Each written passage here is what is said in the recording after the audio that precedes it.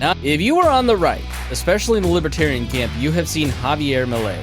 He is running for president in Argentina. He's got big poofy hair and usually wearing a leather jacket, and he's very excited, right? He believes in Austrian economics, and he is the great libertarian hope of South America. And I wanted to know a little bit more about him. Now, if you know anything about listening to this show, anybody that appeals to libertarians, I usually don't trust. I wanted to get somebody who actually follows libertarian politics in Argentina. And our friends at Young Voices helped me connect with Marcos Falcone, who is the project manager of Fundación Libertad and a regular contributor to Forbes Argentina. He's also Young Voices contributor, and he's based in Buenos Aires, Argentina. And he spoke with me about the race for president of Argentina and this wild-haired, wacky guy that... And he spoke with me about the race for president in Argentina. He spoke with me about the race for president in Argentina and told us a little bit about Javier Milei, his background, if he's going to win, what is the vote like, and how does it operate in Argentina, and also what is the economic crisis that led to a South American country heading more libertarian as opposed to the socialist direction, which we have somewhat often seen. So, more. If you're curious about this story, and I think you will be, it's fascinating, and there's also a few lessons for American politics in this. So stay tuned right here on The Chris Spangle Show after these words. We run on the value for value model here on The Chris Spangle Show and the We Are Libertarians Podcast Network. That means, do you get value out of the show? Do you learn something that helps you sound smarter when talking with your friends? Do you feel a little bit more connected to the world and inspired to do something a little bit differently? Well, then please give some value back. And the best way that you can do that is through our Patreon. You can go to supportcss.com or patreon.com/wearelibertarians, and you can join our Patreon. Not only do you support the program and the entire We Are Libertarians podcast network by helping pay all of the bills, you're also going to get ad-free shows. You're going to get early releases, sometimes months in advance in terms of episodes that haven't been released in the public feed yet. You'll also be able to get the full archives, the full RSS feed of all the past episodes. And there's even a tier that you can come on the show, or you can have your name mentioned every episode, like I am about to do right now. Thank you so much to our $100 a month members, especially Vincent Peichel, Matthew Durbin, Jason Doolittle, Christy Avery, and our good friend Reinhold. Thank you so much for supporting us, and we appreciate everybody that considers making a contribution today. Marcos Falcone, thanks so much for joining me. Thank you, Chris, for the invite.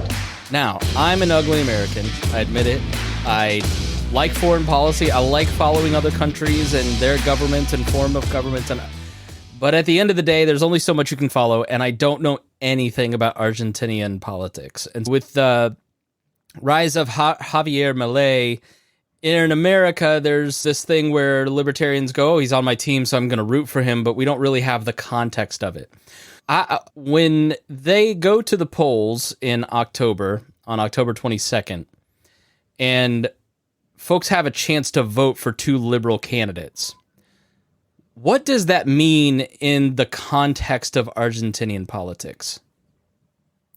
This is a unique situation, I would say, in Argentina, in that you have two candidates that are rooting for liberalization of the economy. The reason why we got to this point is because of the terrible results that economic interventionism has brought to us, and that is represented by the current Minister of Economy, who is also running in this election. And some polls are saying he may be in second place now instead of Patricia Bullrich, but his coalition came third in the primary election in August. So that's why I'm focusing on Milei and Bullrich, who got first and second place, or their coalitions got first and second place in the primaries. The reason why these two candidates are as strong as they are is, as I was saying, the disaster that Argentina finds itself in. Right now, we have an annual rate of 100% inflation, basically. That is very bad. You go to the supermarket and prices go up on a weekly basis. People see that. People also see that their salaries are not going up as much. And so people are starting to get really fed up with the government, but not just with the government, but also with the political elite, so to say. And that is actually hurting Patricia Bullrich. That's why Milei is running first right now and not Patricia Bullrich, because Patricia Bullrich was the Minister of Security of former President Macri between 2015 and 2019. She has been in politics for over 3 decades, whereas Milei is a new figure. He is a self-described anarcho-capitalist, clearly a libertarian. Some people could argue that he's more of a conservative libertarian, and I think that's true. He also has inclinations that make me wonder how libertarian he actually is, because, for example, his running mate is a known advocate of nationalism and of Catholicism, and she's very likely anti-liberal in everything that has to do with economics, for example, which is the complete opposite of Javier Milei. But the thing is, Milei's campaign is centered on him. The message that he is conveying is exclusive to him. He is the only one talking about economics, and he is talking about deregulation, about cutting taxes, about lowering public spending, because what we have today is basically a fiscal crisis, which we can talk about later.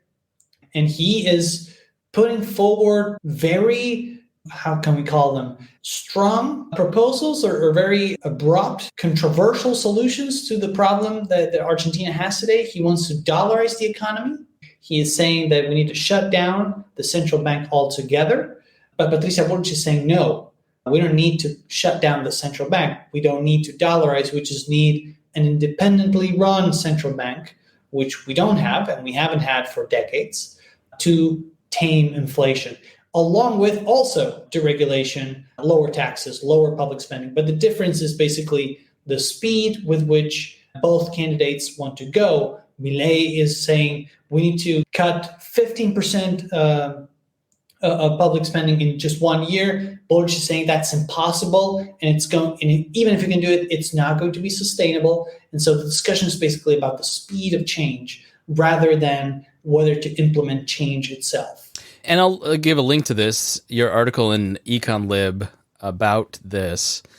It seemed, and I don't know if you're familiar with Cato and Mises and kind of the split in the libertarian movement, where it almost sounded like Milei is the Mises candidate and Bullrich is the Cato candidate. A little more comfy with sort of the system and more of a reformer, where Milei is more of an aggressive libertarian. But what a great choice for your country to have those two choices. Is that a fair analogy for an American listener?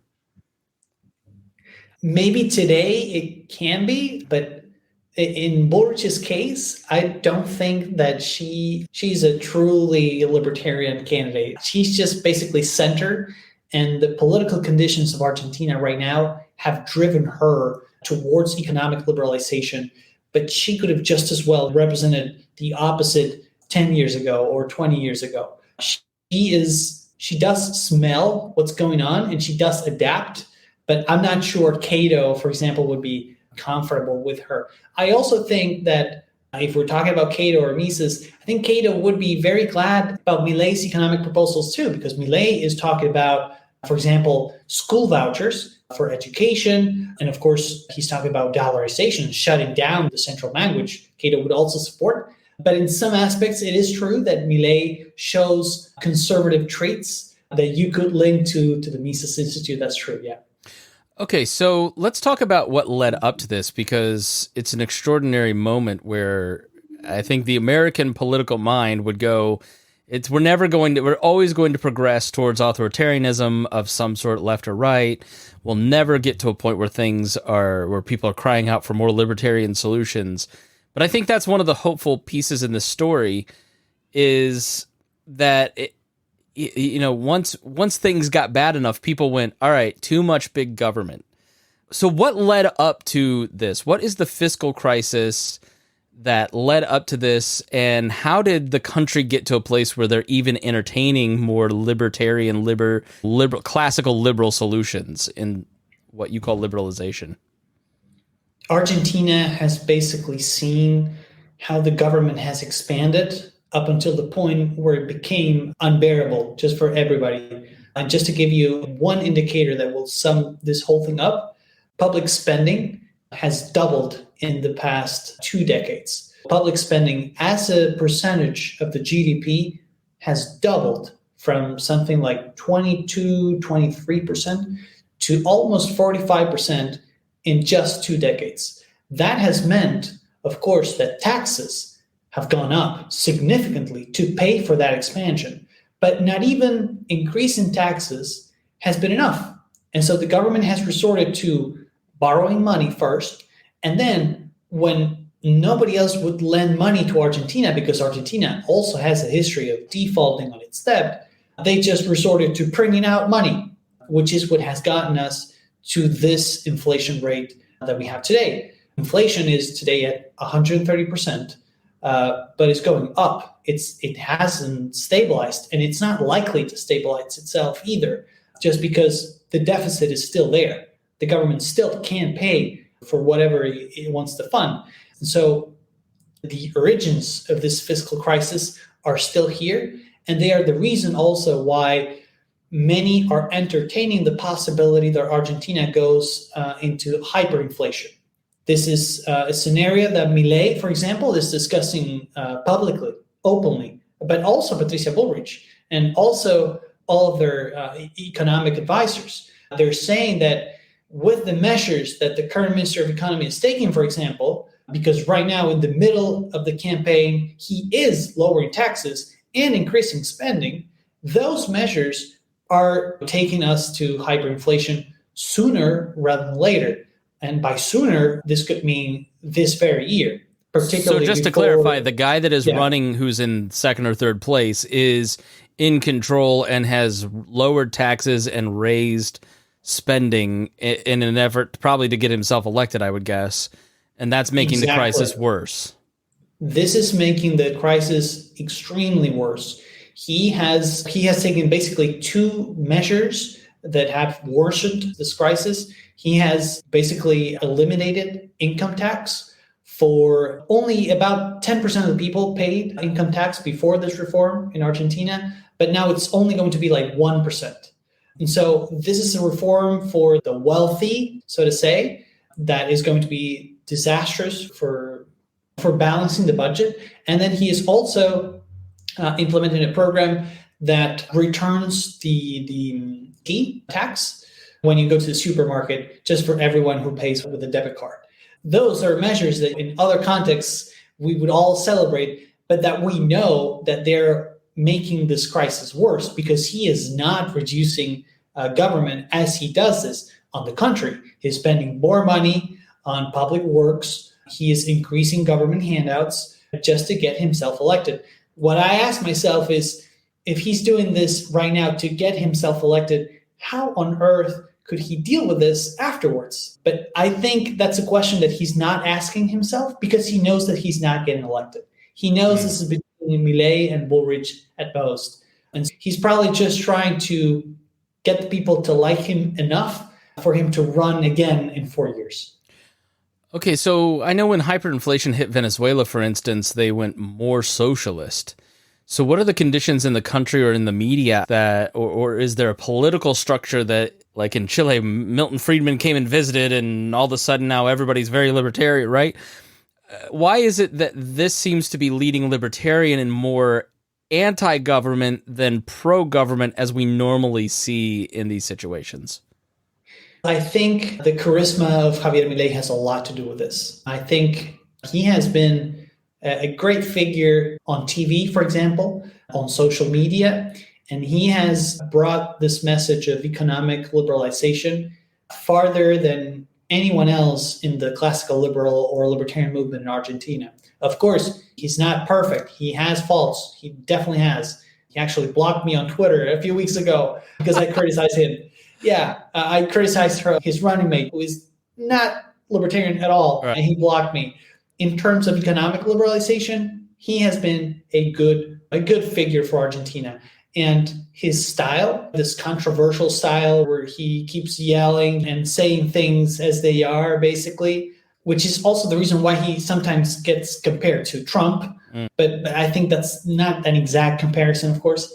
I think that has made it possible that he has a chance today of getting elected, because it's true, as you say. I think we're very lucky that just people getting fed up with the government didn't result in a far left candidate, for example, taking 30% of the vote.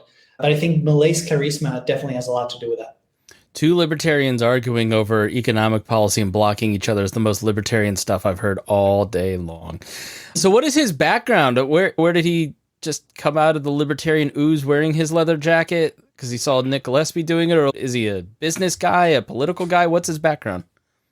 He's an economist, and before jumping into politics, he was the chief economist at one of Argentina's largest media corporations. He worked for a businessman who owns many corporations in different areas, the media, but also in airports, for example, which is why he has been criticized, because this businessman is one of the crony capitalists that he is supposedly trying to get rid of. But he used to be chief economist for his group, and then he jumped into politics. I met him personally 10 years ago on a trip to Tucumán in northern Argentina. He was traveling along with former Minister of Economy Ricardo López Murphy. He is an experienced politician, and he was taking him to places to talk with him. They were giving talks together. And from there, from speaking at events at think tanks like Cato or Mises, but in Argentina, he started going on TV in one of the TV channels that is owned by his former boss. And from there, he created a political, not a party, but a coalition. And he got 17% of the vote 2 years ago as he ran for representative for the House, representing the city of Buenos Aires. And that's also why people didn't really think that he would come out first in the primary.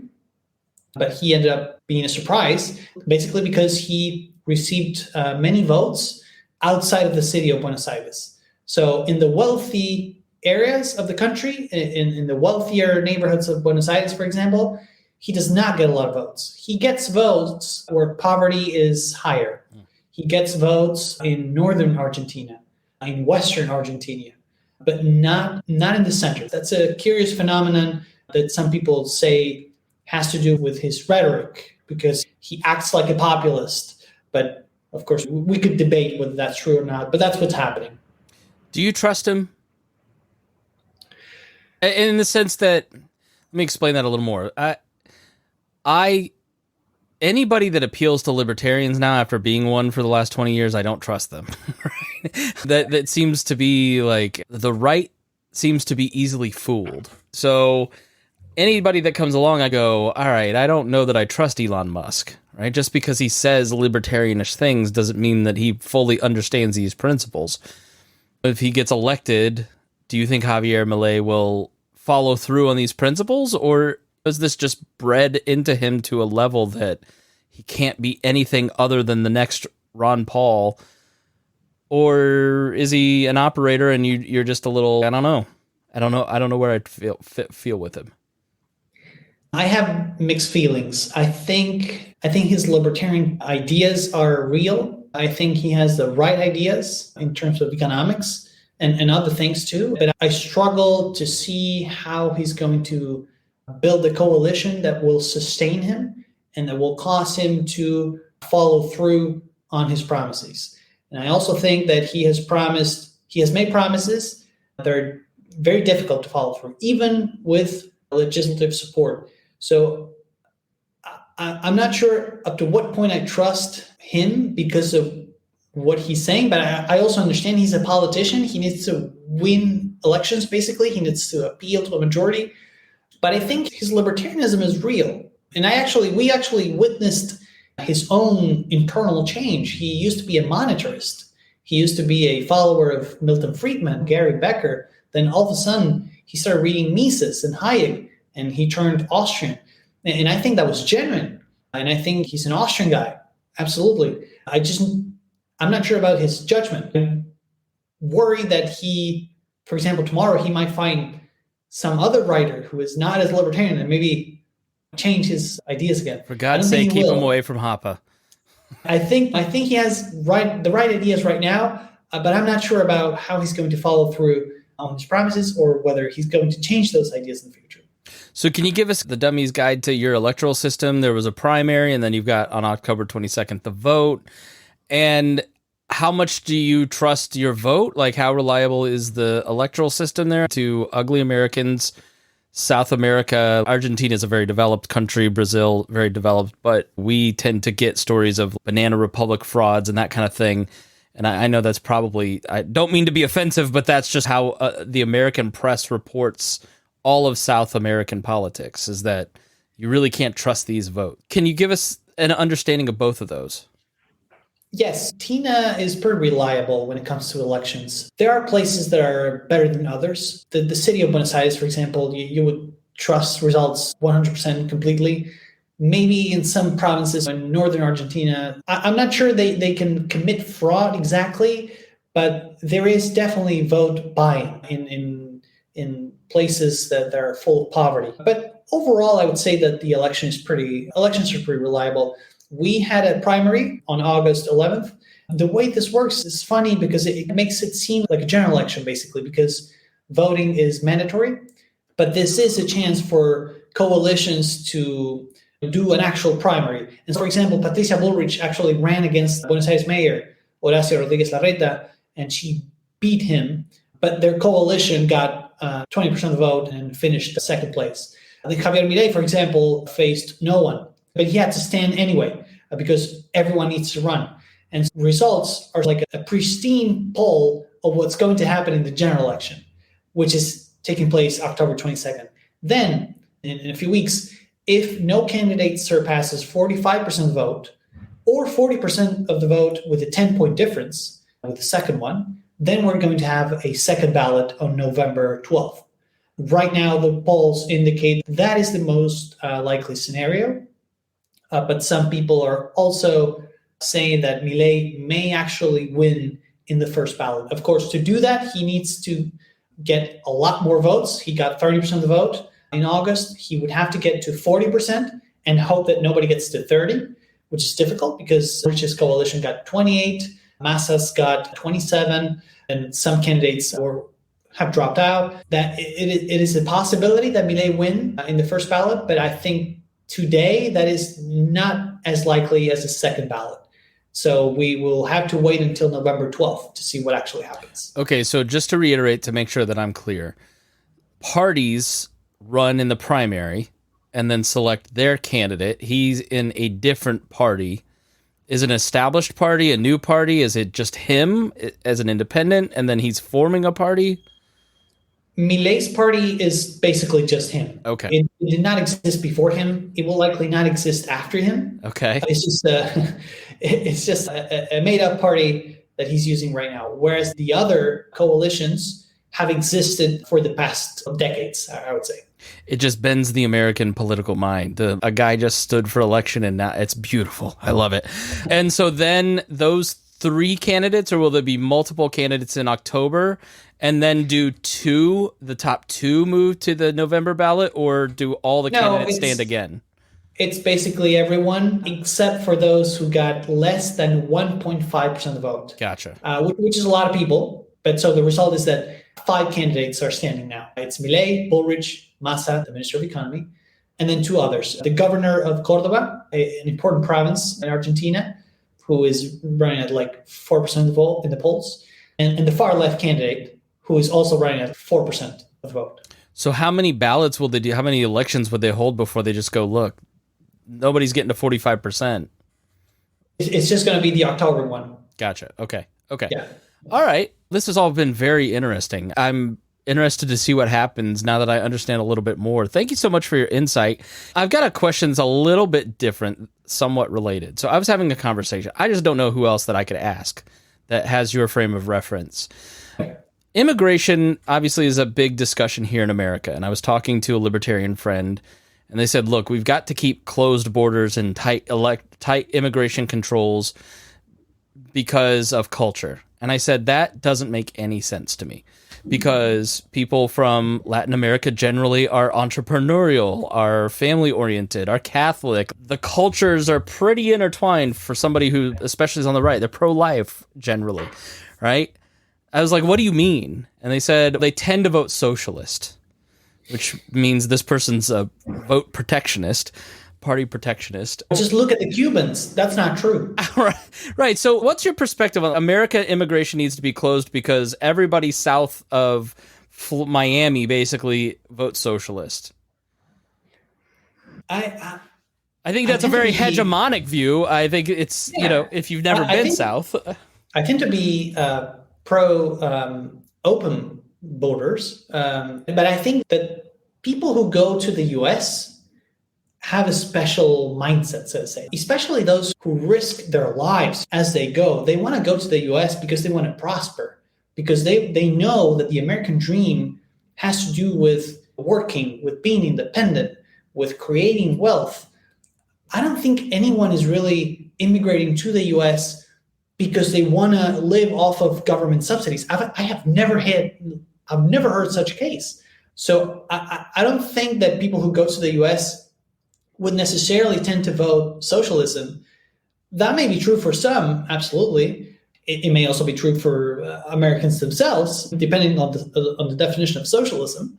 But I think we have seen crystal clear examples of communities that just don't vote for socialism, like the Cuban community, for example, or the Venezuelans. I'm not sure how many Venezuelans can actually vote in the US, but I think if you track them down, they would probably not vote for socialism.